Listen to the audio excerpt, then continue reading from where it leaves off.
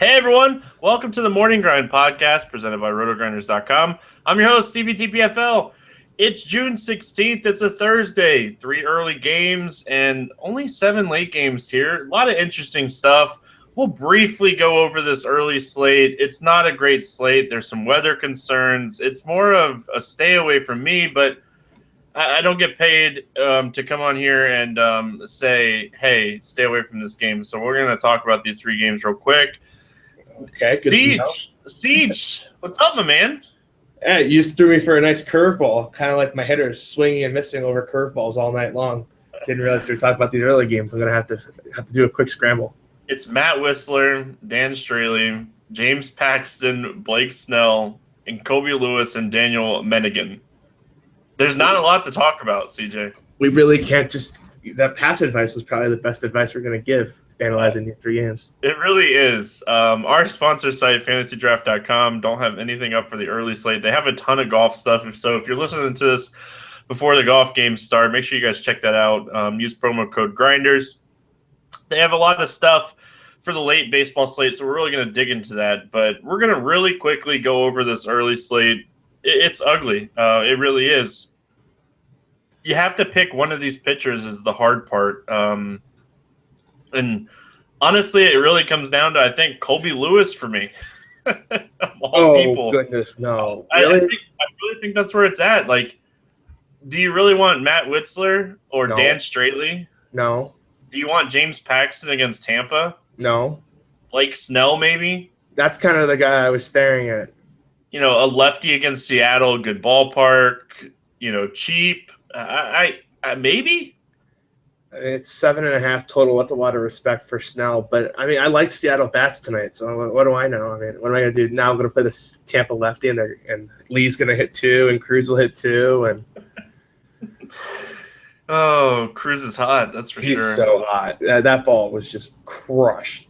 Oh, he's so hot. All right, so Cincinnati at Atlanta, Matt Whistler, Dan Straley, bats in this game. Whistler, a guy that, we know we could pick on with left-handed bats, and, we can look at Votto, Bruce, and Adam Duvall here, Cozart in that leadoff spot. Don't mind any of these guys here.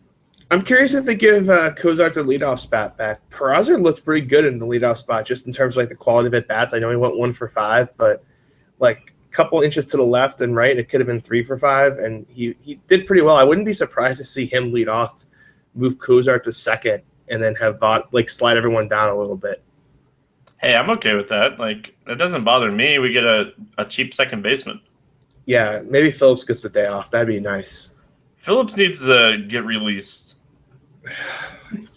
Designated for He's done assignment. nothing since that one weekend where I faded him every single day. He's done nothing since. Ugh. Yeah, but we made our money back. People continue to play him for another week and a half after those 5 games. That's true. That was just it was what a frustrating 5 days that was. Oh, you, man. I'm on the podcast saying how bad he sucks and he keeps hitting home runs. So, Oh, he's not good. Don't play him. I don't care if it's a 2-game slate. Play someone else. Dan Straley here, maybe a little interest in Straley. A little bit of strikeout upside, little under a strikeout per inning this season. Good matchup here against the Braves, but the Braves swinging a pretty good bat right now. It's hot in Atlanta. It's going to be a day game. I don't know if I could – if I'm going to roll the dice on a pitcher in this game, it's going to be Straley. Yeah, I think I kind of liked him if I was playing this 3-game slate. He's the most expensive pitcher, and just no one's going to pay that much for the most expensive pitcher. And when it's Dan Straley, so you're going to get him at low ownership, so I don't mind it. Yeah, going to be in the 90s to 96 throughout the game. So that worries me a little bit. Maybe it'll be a cloudy 94. Who knows? Yeah, a little interest in Straley. A little bit of strikeout upside, a little bit of interest in Straley. But if I'm targeting him here, if Malik Smith keeps hitting in this leadoff spot, just continues to provide value. Yeah, absolutely. If you're not going to play Dan Straley, I think Malik Smith would be – actually, I won't even say play cash game, a lot for cash games, because that would imply that you should play cash games. But he's a pretty safe option for your tournament teams. Safe on 3-game slates is not bad for tournaments as well. You're going to need some safe plays with some upside plays. Freddie Freeman, another home run, keeps hitting the ball hard. Is this a guy we might look at here? Yeah, if I'm going to attack Australia, it's going to be with these lefties, and we've been kind of waiting for this Freeman hot streak now for the entire year. We know it's coming. It must be frustrating playing with the collection of players. I won't say talent around him, but it looks like as the summer's heating up, his bat's starting to heat up, and he could be another good value here at 3.6. I think there was a point in the season where Inciarte was hitting like 120, and when you have a guy hitting 120 in front of you, you're not going to be a guy that we're going to target a lot. Yeah, I mean, the funny thing is too, like the Diamondback could have used Inciarte so bad this year too after Pollock went down, and instead he was just routing away in Atlanta. James Paxton and Blake Snell. Seattle at Tampa. Tampa's been one of the best teams in baseball against left-handed pitching this season, if not the best. I think you can make an argument for this team. They might be the best hitting team in baseball against left-handed pitching this season. This is a good matchup here for Paxton or against Paxton. Paxton, a guy that throws the ball hard. You have any interest in Paxton here? No, I think if I was playing this slate, the Tampa stack would be my play. Yeah, I think so too. I think that's where I'm going to go.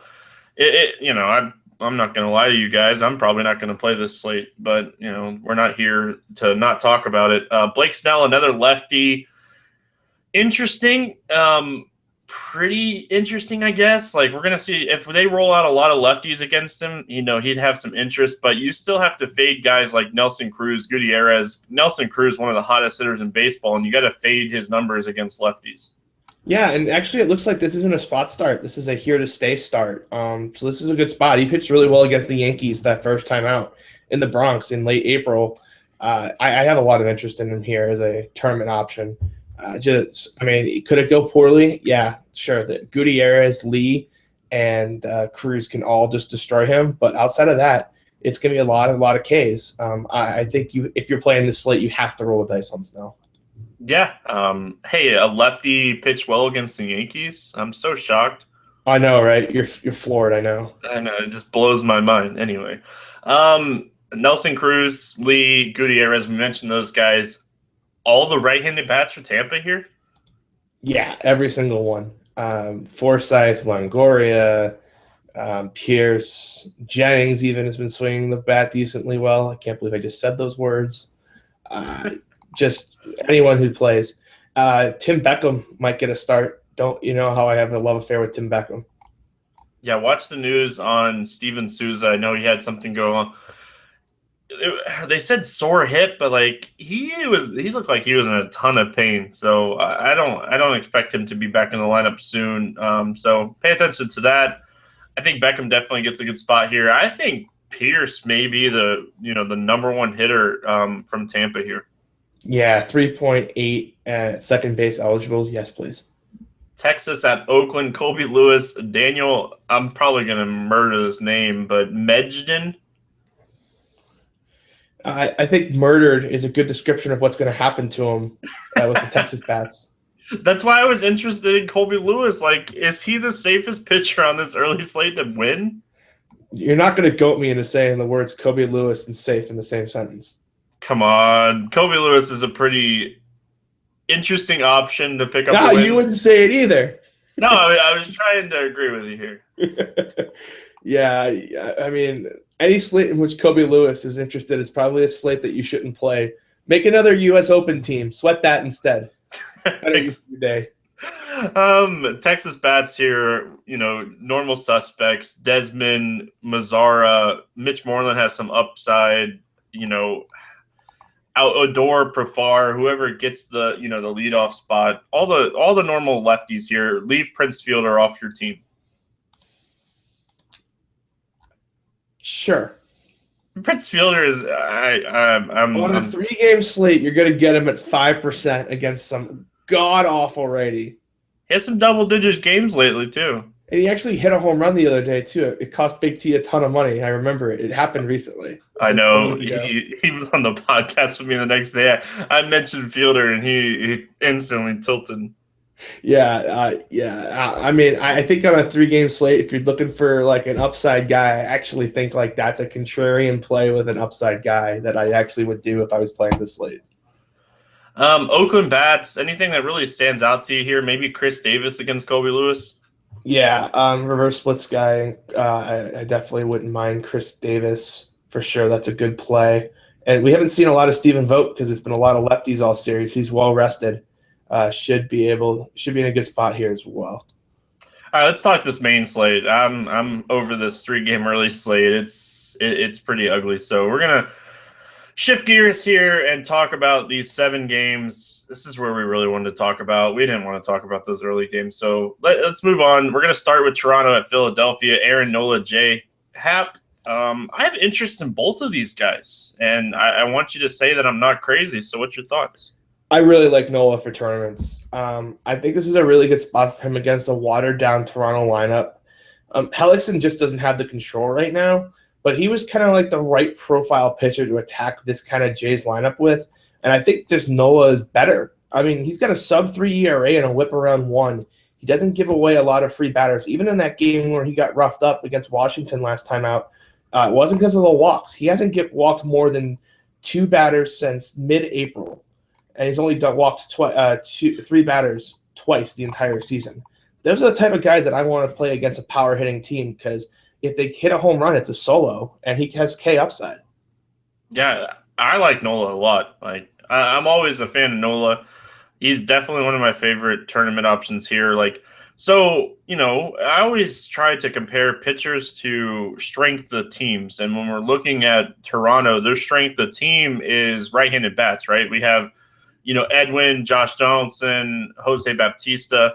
Saunders is banged up right now, and Smoke, they're going to have to pick between him and EE. They're not going to sit EE here. He's going to play first base, so Smoke will probably be out of the lineup. So, Aaron Nola, a guy like you mentioned, doesn't walk people. He has a 28.5% strikeout rate since getting called up against right-handed bats.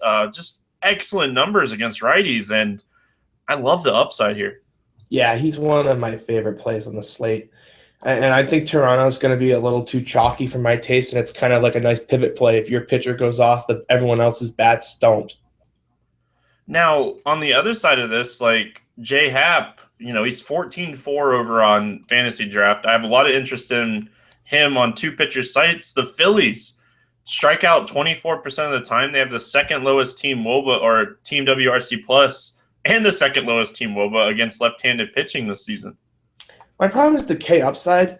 Two of his last 4 starts were against the Yankees, so we know just strike out against every lefty, and yet he only had 3 and 5. I think I can do better on this slate, but I understand why you're interested. I just don't think I can pull that trigger. Yeah, but if you get 15, 16 fantasy points from him on draft at 14-4 as an SP2, do you really hate that though? No, I don't hate it. I just think there's other guys in the price range I think I would just rather chase the upside with to try to win a tournament with. I think that's fair. That's a really fair point. Any bats that really stand out to you here? I know this is usually offense we like, but I think we're both on the same page on Nola here. Yeah, I think you could stack Toronto as a pet. If you end up like on a ton of Nola, you can just stack Toronto as on one tournament team as a hedge. But other than that, I probably wouldn't roster anybody. I'm with you, man. Like if I'm gonna have Nola on, majority of my tournament teams, I'm definitely gonna make my hedge stack. I'm not really gonna pick on anybody here. Maybe Tommy Joseph, the lefty righty matchup. Is he the one guy that we might look at here as a one-off for Philadelphia? Yeah, kind of doesn't look good this last week. I was watching the game today, and the Phillies broadcast was just saying that like he's been really struggling. But they were encouraged by how far he's been hitting, like how well he's been hitting the ball. So maybe it's just kind of this is the spot where he gets out of the funk thing or stops hitting it right at people. Yeah, maybe they need to tell him that the job might be back up for grabs. Since ever since they told him he has the starting job, he's just been over. Yeah, he hit a couple rockets today too. He hit one to the base of the wall and hit one right at a guy. So I actually wouldn't mind that as a one-off. Actually, I think you kind of sold me on that. Baltimore at Boston, Tyler Wilson, Eduardo Rodriguez. Man, if we're going to look at bats in this game, this has to be the game, right? Yeah, and I think the Red Sox are actually going to go under owned just simply due to the prices of them. They're just through the roof, and people are just not going to pay the price. It's hard to pay the price. You're going to have to decide if you want pitching or Red Sox stack here. I don't think you can really do both, can you?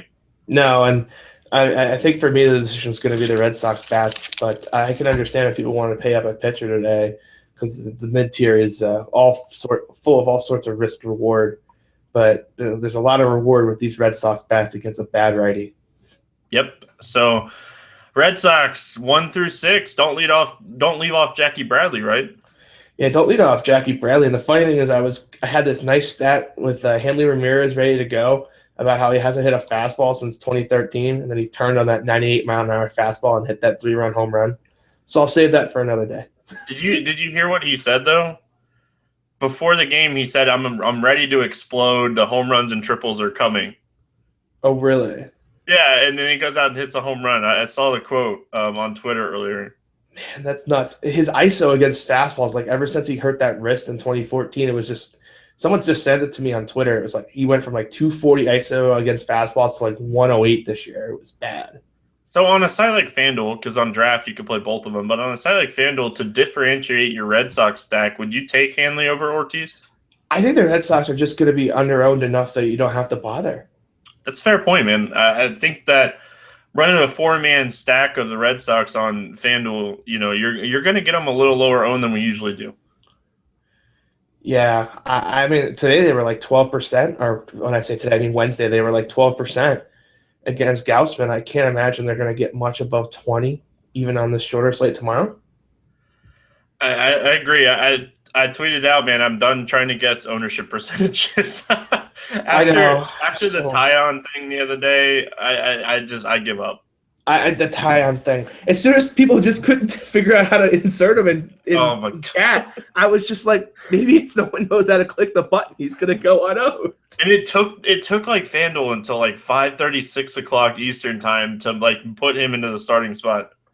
Yeah, but he wasn't on the major league roster until like 4:30, so they're kind of like in a tough spot where he's like the known probable, but he's not on the 25 man. It was a rock and a hard place for him, to be fair. Oh yeah, definitely. If I would have known he was 7%, I would have rolled him in 100% of my teams. Yeah, I had 60%. That was this big Super Rally day, and I had 60%. And I literally before lock too, I was trying to like move him off of my Finnegan on the Tyon shares, and I saw 7%, and I was just like, I did this wrong. Yeah, I had like 52%, I think. But yeah, I was with you. I would have had 100%. All right, so on the other side of things here, Rodriguez.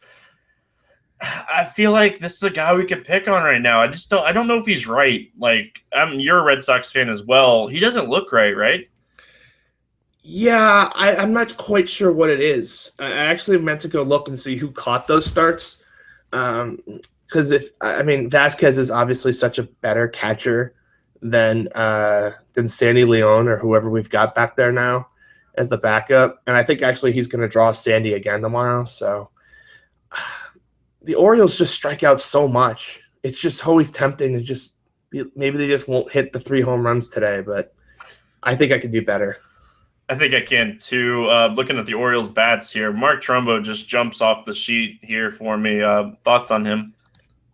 Yeah, this is a guy that I always think is going to be higher owned than he is, and he hasn't hit a home run in like 6 games, so this is the perfect spot to just attack. Yeah, he's going to be under owned again. Is Manny Machado, you like him here? Yeah, he's fine. I like him better on sites where I need to use a shortstop. I mean, I'm not wild about 9,300 here on draft. I think I would probably just leave him off. Like, I think I would just rather take Matt Wieters at a ton lower ownership. He's been crushing left-handed pitching all year, and no one ever plays catchers on draft. I don't. That's for sure. Except for Salvador Perez, I think last night or the night before against Tomlin, almost every lineup. Yeah, there's a guy that I should have played some today. He's been on fire, but we'll get to him in a bit. Pittsburgh at New York Mets. Juan Nicasio, Cologne facing off in this game. Any interest in either one of these pitchers?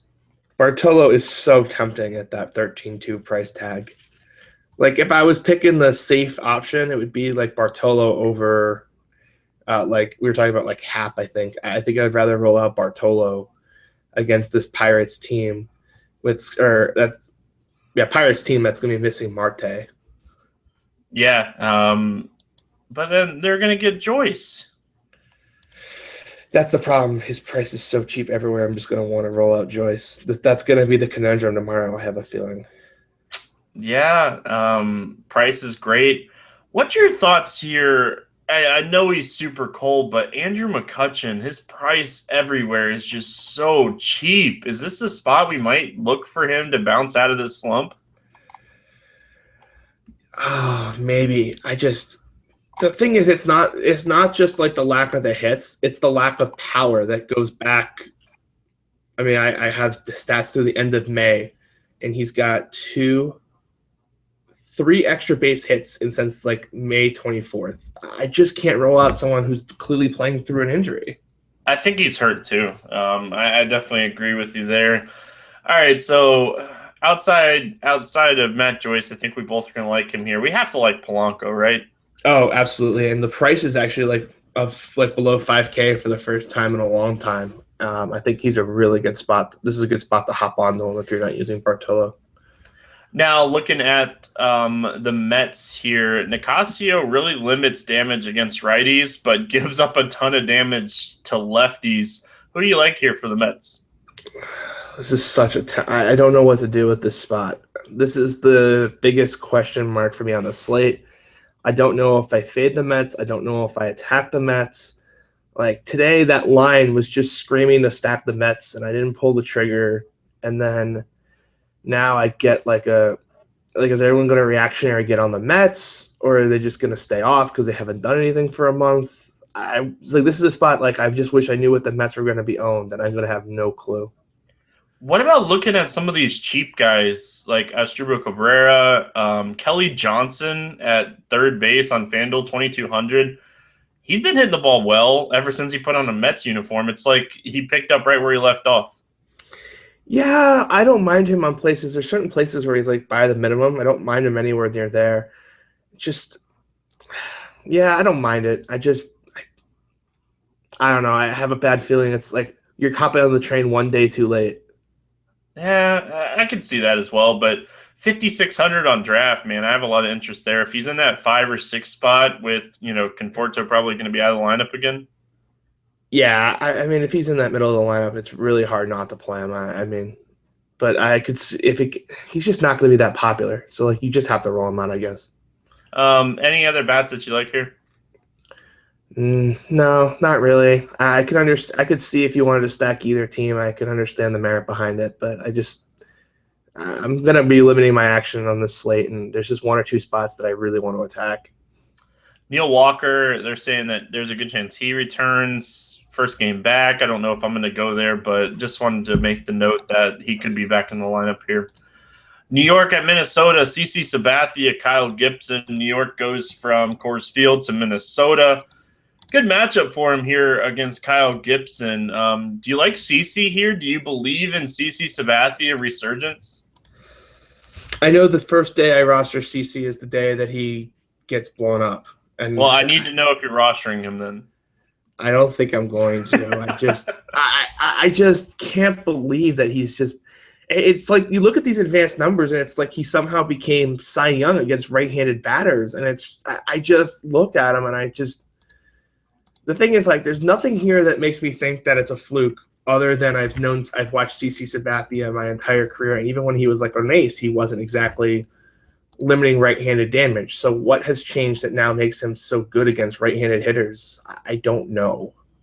Yeah, the thing that really screams to me though is like Sierra and XFIP are it's over 2 points higher than his ERA. Like, is it just the thing is what's crazy about it is like he is limiting hard contact. He's inducing a ton of soft contact that I just don't know when and how to pick on him right now. Yeah, it's just so weird. It's just like he just no hard contact, no pulled contact. It's like he's got this magic spell. I mean, now granted, this 1.8% home run to fly ball rate is gonna regress at some point to right-handed hitters, but I mean, when is it going to come? And the Twins themselves aren't exactly the world beaters against left-handed pitching either. Even though they have all those righties, they don't exactly murder it either. The thing, it's just like I said, he's inducing a ton of soft contact. He has a .30 home run per 9 this season. Like, Man, I don't know if I can roster CC yet, but I don't think I can pick on him either. I think you got to take a stand on this slate. Like you either got to play the Twins or you got to be rolling out CC. Like I think it's a good spot to take a stand because I think everyone's just going to pass on the game, and I think you can. One of the two things is going to happen: either CC's going to pitch good or he's going to get rocked. Either way, you kind of want to be on it. The Twins are 23rd in WRC plus against left-handed pitching, 90 overall, which is about 10% below average, and their ISO is pretty bad too. It is, where did they go? Actually, middle of the pack, 162 ISO, but not anything to write home about.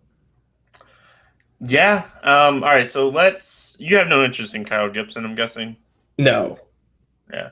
I didn't think you wanted to go too crazy here. Kyle Gibson, a guy, he's given up at least 6 or more hits in 5 of his last 6 starts. He hasn't pitched deep into games since March, maybe even April. So no interest in Kyle Gibson when he's pitching deep in spring training, and we're talking about it here in June. So, all right, let's start it off with. We'll start with the Yankees bats here. Who do you like here? Ellsbury and Gardner. And McCann, I guess. I can't even really like McCann. That wall in right field is so high; it just kills his power upside. So I really think it's smart just to play the 2-man Ellsbury Gardner combo. Yeah, I can get behind that. It's really going to depend on the lineup, right? Like that lineup in Coors Field on Wednesday, man, it was awful. Why did they play Romine today and not yesterday against the lefty? What was Joe Girardi thinking? I stopped trying to guess coaches too, man. They should just hire a DFS player on staff to be like, why are you playing a lefty against a lefty when you're facing a lefty tomorrow? Like, what are you doing? Just switch the day off. He can play one more game, I promise. No love for Didi here. Multi hits in 5 of the last 10 games. Not on draft, but if I needed a cheap shortstop somewhere, I wouldn't get all up in arms about it. Just shortstop is so loaded these days. It's really hard to punch shortstop these days. Like in the past, it was like you always look to punch shortstop, and now you've got guys at the top that are just so good. It's like the opportunity cost is so high now at shortstop. Any Twins bats that you want here against CC? Dozier. I can get behind Dozier. I like Trevor Plouffe. I like his price on pretty much every site here. I think he's in a good spot. Yeah, he's just a guy I'm going to play if I'm stacking, though. I'm just not going to go too nuts about it. Like, I'm either going to get in on the team or I'm just going to get off. Like, I think Plouffe is where I'm just going to be like, all right, I'm just going to stack it up at this point. Detroit at Kansas City. Justin Verlander, Danny Duffy. I can't play on Yahoo because it's banned here in Florida, but Danny Duffy is $1 on Yahoo tomorrow. Their min salary is $25. He is $1. Oh, so we have got Kike Hernandez all over again on Yahoo? At a pitching position. I'm going to have to go play some Yahoo. I haven't played it all year because I actually love Danny Duffy today. All right, well, let's talk pitchers here in this game. I'll let you lead it off with Duffy. Yeah, this line is a minus 120 Detroit, which basically just screams that they love Kansas City, and I like Kansas City in this spot too. Duffy's just had massive K upside, and the algorithm just hasn't adjusted to him yet. He's 13-8 here on Fantasy Draft, and his last 2 starts against some good offenses, he's got 10 and 9 strikeouts. For me, anybody who's got that kind of upside at this price, I'm gonna be rolling out. I think it's fair, but do you really trust him against the Detroit lineup? I do. The Vegas spread tells me to trust them. This Kansas City offense is on fire right now. This team is rolling. I played Kluber today in cash. It was a mistake. This Kansas City lineup is just hot, and it's a buzzsaw, and it's just going to keep eating everyone up who walks into that place right now. Wouldn't touch Verlander if it was a 2-game slate, and I'm going to roll out Duffy. Very interesting. I'm really not high on Verlander here as well, so I think that Kansas City makes for a sneaky team today. Love the Kansas City stack. It's probably the only reason I'm playing this slate. I love everything about it. It's super cheap. It lets me kind of get creative with Red Sox. It lets me get creative with other high-priced hitters that I want. I love everything about it. I love everyone. I love Sal Perez. He's on absolute fire. Whit Merrifield. Lorenzo Cain is 5.4 on fantasy draft. I love everything about the Royals in the spot tonight. So you're going to like my first two picks here for my fantasy draft guys to target under 8K, I'm guessing then. And it's going to be from the Royals side, and it's going to be Whit Merrifield, and it's going to be Eric Hosmer. These two guys I like a lot here in this matchup. I approve 100%. How can I not stop playing Whit? I don't know, but I just I'm like, oh, Whit's a good play today, and just ends up on no teams. And then by the third inning, you're like, oh, Whit's got a homer and a steal. All right, maybe I should play Whit tomorrow. Multi-hit game again. Why didn't I play him? No. It's just repeat the tape every day for the last month. I think I've talked about him every day for the last month. Just production, consistent production every single day. It's like he's the epitome of what you want on your cash teams, just not getting zeros every single day. So now looking at the other side of things here, I'm not against a Detroit stack. Danny Duffy, a guy – you like him. So, I definitely respect that, but I feel like it's just one of those things where if I'm going to roll out Aaron Nola, I'm going to have a stack against him. I'm going to roll out Danny Duffy on some teams. Detroit against lefties, man, you can get so much power upside here, and it's supposed to be in the mid-90s here at this game as well.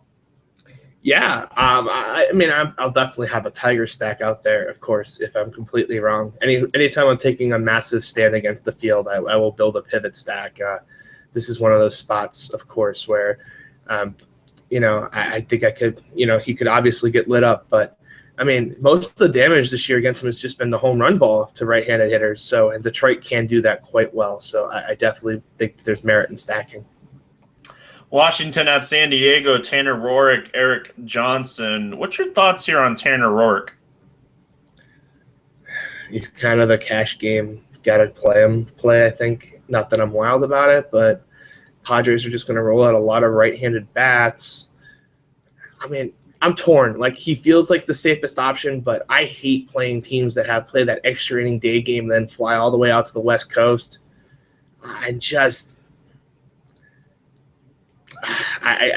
Everything I look at says Roark as a play, but everything in my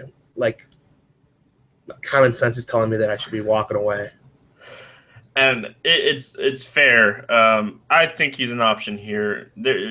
He's a guy that was probably already in San Diego today, so that extra inning game probably had nothing to do with him.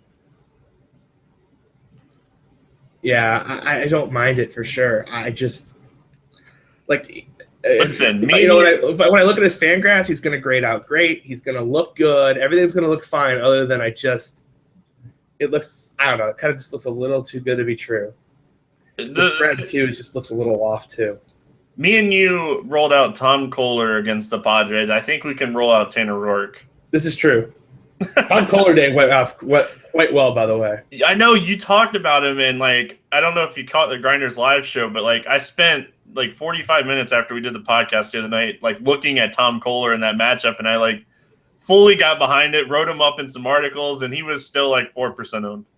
Yeah, it just got hard to play Kohler as the day went on because it was just I realized that Taillon was going to be lower and lower owned, and I was like, man, I want to play Kohler because this is such a good spot. And I liked him the best for the win, but it really helped that Pomeranz got lit up in that first inning too. It was 5-0 before it started. I was just the Tom Kohler floor just rose dramatically. Eric Johnson, this guy, he's pretty bad. He's given up a ton of home runs. He has a massive WOBA to righties, lefties, gives up a ton of hard contact to right-handed bats. I'm guessing you don't like Eric Johnson here? I don't. Okay, I wanted to make sure. I didn't want you to feel bad that I was talking about a guy you like, but no. Why is the spread -160? Why? It should be minus 200. I think it'll go up as the day goes along. I know. Really but it reminds me of the couple times this year where just the lines have looked off at the start. It corrects itself, but it's just it shows me that what Vegas' true rating of it was. Today, for example, the Braves started out as the favorite, and it looked weird. And then the other day, it's just like today, for example, Kershaw opened minus 210, and then he actually looked human for a part of the day today. I don't know. Every time a line just opens super weird, I take note of it. Yeah, I definitely agree. So I debated on this play, and I'm going to stick to what I originally thought. So my last and third fantasy draft play is going to come from this game. I like Ryan Zimmerman a lot, and it might be crazy, but I just love this price tag for him. You get him at 6,800. He's a first baseman. And looking at Eric Johnson's numbers, 39% hard contact rate with a massive fly ball rate to righties. Yeah, I absolutely can get behind that 100%. Rendon, Ramos, Worth, and is it time that we start looking at, guys like Daniel Murphy and Bryce Harper again? 44% hard contact rate to lefties is Eric Johnson. Yeah, I think if I'm playing the Nationals, I'm just rolling it out as a stack, though. I don't think he can get cute. Like, either Eric Johnson's going to get completely lit up, or the team's just going to kind of do math things, kind of like the White Sox tonight. Is this a spot we might get the Nationals lower owned because it is at Petco? It's a late game. The problem is that what's the price point? It depends on what the pricing is. Like on sites where they're priced not as the top stack, I think they'll be decently owned. But where they're priced kind of in Red Sox territory, I think you can get them low owned. Yeah, so on FanDuel you can get them low owned, is what you're saying. They're priced up on DraftKings too, I think. That makes sense. Any bats that you like here against Tanner Roark for the Padres? I wouldn't mind playing Solarte. He's super cheap on DraftKings and fantasy drafts, but other than that, not really. Yeah, I'm going to look at the lefties, and he's really the only lefty that I really want here, so I agree. Last game of the night, Milwaukee at Los Angeles taking on the Dodgers. Scott Kazmir, Junior Guerrera. Guerrera, any interest from here? I did all my prep work like this game was in Milwaukee, and now that it's in LA, I kind of think I have the exact opposite opinion of what I had before. I kind of like Kazmir in this spot. I think maybe. So you in Milwaukee, you like the Milwaukee bats? Yeah, I did. And now in the Dodger Stadium, I kind of think Kazmir gets a little interesting. All right, so tell me why Kazmir gets interesting here in Dodger Stadium. It's just a huge ballpark, the Marine Lair, and in Milwaukee either strikes out or hits it a long way. But if it can't go a long way, it's not going to go. It's going to be strikeouts, and I think it's interesting. Fair, definitely fair points. Man, I don't know what to do with this game. I'm so frustrated with this game. Like, it just as a whole, like, we get some of these batters so cheap. It's a really frustrating game for me. Any thoughts here on Junior Guerrera? I don't know what to do with him. Got an opinion? I just there's like no strikeout upside lately, but the Dodgers offense, man, they couldn't even do it at Chase against Corbin. He had a massive amount of strikeouts against them. Yeah, I like, for example, like if I was just playing someone at that, like for Junior, if I was playing Junior Guerra, I'm just gonna find the 500 for Danny Duffy and just roll it out. That's a fair point. That's a fair point. Bats in this game, if Kazmir gets hit, it's gonna be, we would think, Braun, Carter, maybe Lucroy, right? Yep, and it's gonna be the home runs. So it's one of those spots where don't mind you playing those guys in tournaments. Aaron Hill, actually, I think is interesting as well. Does quite well against left-handed pitching. Yeah, he was the guy I was going to ask you if you don't mind punting. What's your thoughts on Hill? So I'm glad you mentioned him. Any Dodgers bats that you want here? This kind of feels like the Mets spot. It could be a get-right spot for the Dodgers bats. They score 10 runs late and completely change the complexion of the slate. Who's hot for the Dodgers, right? Scott Van Slyke.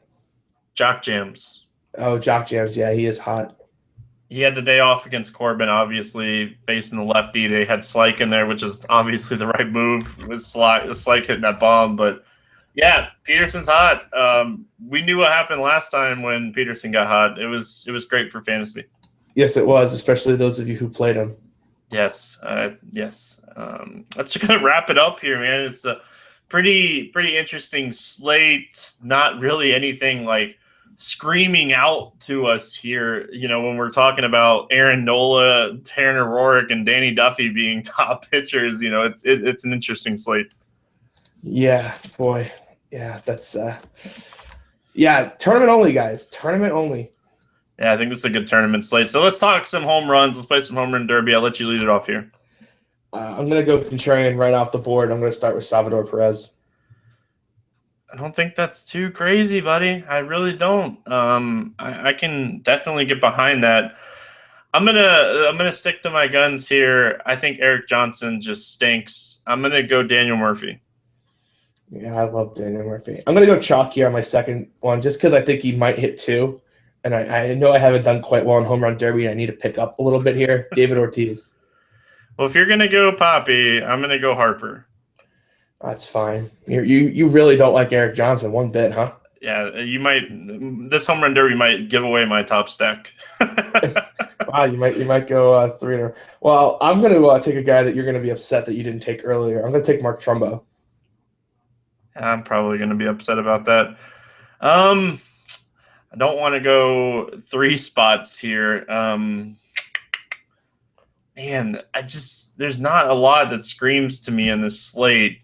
I'm gonna go with the word of mouth of a player, which drives me crazy, but I'm gonna go Hanley Ramirez. You get a Hanley home run. I'm like that. The only reason I think that's like even plausible is basically if he's saying I've been hurt and now I'm going to start crushing the ball because I'm healthy. Maybe he's feeling good. Oh, man. Hey, as Red Sox fans, we would love for Hanley to be healthy. Yeah, I mean, the thing is, too, John Farrell's been toying around with the lineup, but, like, he hasn't moved Hanley yet, which makes me think that, like, they believe in him still, so it's not like he's hitting, like, 220. He's still hitting, like, 275 this year. Yeah, but he's batting 5th and has had, like, 0 power whatsoever. He has 38 RBIs, which is probably a lot of product of the lineup, but it's not like he's doing terrible. It could be worse. Yeah, I mean, it definitely could be worse. I just not putting up the type of numbers we want out of a 5-hitter. Yeah, especially like when the Red Sox have just been cruising along and have like some guys. That lineup is just sick, man. All right, let's. I'm not going to take anybody off the board here. If you had to pick one pitcher at the end of the night to pick up a win, give me a guy. Aaron Nola. I like that. Mine's chalky, man. Obviously, I'm on the Washington Nationals tonight. I'm going to go Tanner Roark to pick up a win. They're just going to pound Eric Johnson in this game. Yeah, that just might be. Yeah, I mean, I can't just argue with that. I mean, Eric Johnson is not very good.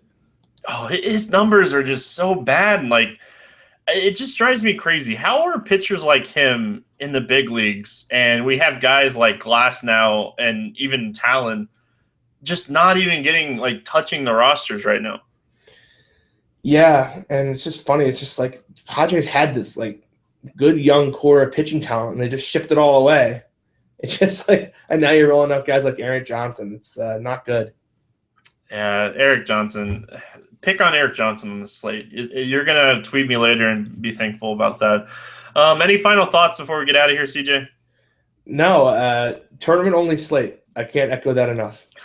Tournament-only slate. If you guys haven't checked out our sponsor site, fantasydraft.com, make sure you check them out. If you enjoy the podcast Monday through Friday, support us, support them. Use promo code GRINDERS. That way you get incentives here at Roto Grinders for Fantasy Draft for free for a year. And you get a 100% deposit bonus up to $600. Make sure you guys check them out.